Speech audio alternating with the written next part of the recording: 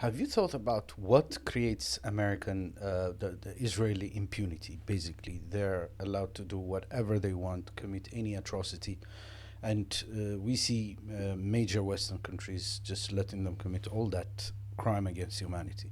Why? Why is that? Here is a short clip by Al Jazeera. I'll just show you like a few quotations from the documentary, and I'll add my points on that. Let's see.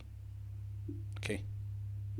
Another thing about this military aid is that the U.S. really doesn't attach any conditions to it, either in terms of how the weapons are used or as a way to pressure Israel on any of its policies, like the way it treats Palestinians, for example. You see, the problem is America does not have any type of control placed on the weapon that it presents to Israel, unlike any other country. It's like every time the West actually sells weapons, they actually force them not to use them against their allies, and they have lots of like criteria and some type of control placed on weaponry that it is even sold. Even if you buy weapons from the US, it does not mean you're free to do whatever you like with it, except when it comes to Israel, and that's what they're explaining here. Israel essentially is given a blank check with regard to the military hardware, the technology,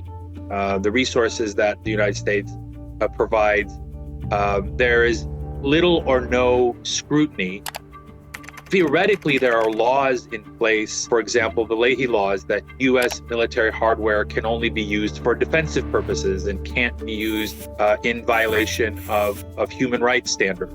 We've never seen those conditions or those provisions applied in the Israeli case. Another That's actually what they called a blank check. Basically, a blank check is when you give someone a check, like a check slip, without putting the amount. Just the person can put the amount himself. That's what happens. It's like a blank check for Israel, given weaponry unlike any other, and they are allowed to do whatever they want, and there are no criteria, even though the law has some type of framework to control against such things, but it does not work. It's just like a paper tiger. And add this with the unlimited supply of money that the US has been supporting Israel with. It's $19 million every day that the US actually sends over to Israel and its strategic projects. Anyway, so that is why they can afford to do whatever they want. They could commit any atrocities. They have by now killed more than 20,000 people, but they still can afford to get away with it. And this is unfortunately the hypocritical nature of the foreign policies of the West. Yeah, I'm really sorry.